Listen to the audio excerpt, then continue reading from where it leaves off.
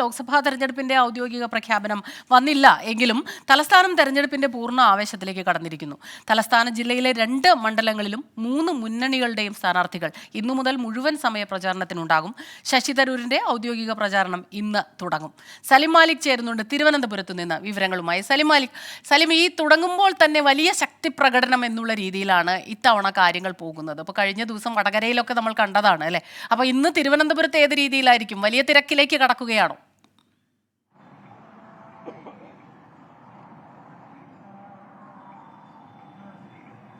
സ്മിത, തിരുവനന്തപുരത്തെ സംബന്ധിച്ചിടത്തോളം 2 മണ്ഡലങ്ങളും രണ്ടും വലിയ ശ്രദ്ധ ആകർഷിക്കുന്ന ഏറെക്കുറെ ഒരു ത്രികോണപ്പോരിന്റെ അന്തരീക്ഷമുള്ള മണ്ഡലങ്ങളാണ് ആറ്റിങ്ങലിലും തിരുവനന്തപുരത്തും. അതിൽ തിരുവനന്തപുരം മണ്ഡലത്തിൽ ഏറെ ദിവസമായി CPI സ്ഥാനാർത്ഥി LDF സ്ഥാനാർത്ഥി പന്ന്യൻ രവീന്ദ്രൻ വലിയ നിലയിലുള്ള റോഡ് ഷോകൾ ഉൾപ്പെടെ നടത്തിയിരുന്നു. മണ്ഡല പര്യടനങ്ങളെ പൂർത്തിയാക്കിയിരുന്നു.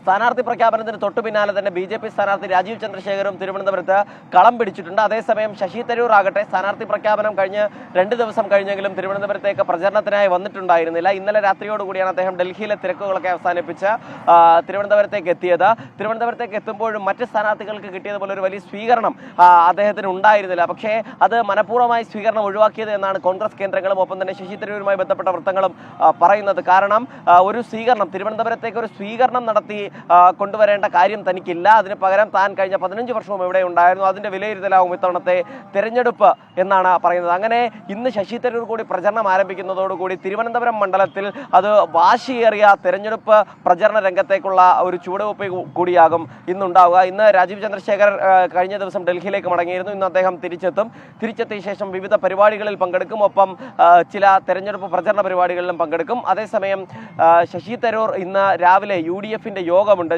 ജില്ലാതല UDF യോഗം. പ്രചരണത്തിന്റെ കാര്യങ്ങളൊക്കെ ഏകോപിപ്പിക്കുക എന്നുള്ളതാണ് ഈ UDF യോഗത്തിന്റെ ലക്ഷ്യം.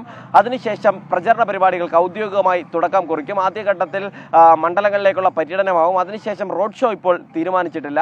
പന്ന്യൻ രവീന്ദ്രനാവട്ടെ റോഡ് ഷോ ഉൾപ്പെടെയുള്ളവ ഒരു റൗണ്ട് പൂർത്തിയാക്കി വളരെ വേഗത്തിൽ പ്രചരണ രംഗത്ത് ഒരു കാതം മുന്നിലെത്തിയിട്ടുണ്ട്. ഇന്ന് LDFന്റെ തെരഞ്ഞെടുപ്പ് കമ്മിറ്റി ഓഫീസിന്റെ ഉദ്ഘാടനമാണ് തിരുവനന്തപുരം മണ്ഡലത്തിലെ ഏറ്റവും പ്രധാനപ്പെട്ട പരിപാടി. അതിനുശേഷമാകും വോട്ടർമാരെ നേരിട്ട് കാണുന്ന പരിപാടിയിലേക്ക് ഉൾപ്പെടെ കടക്കുക.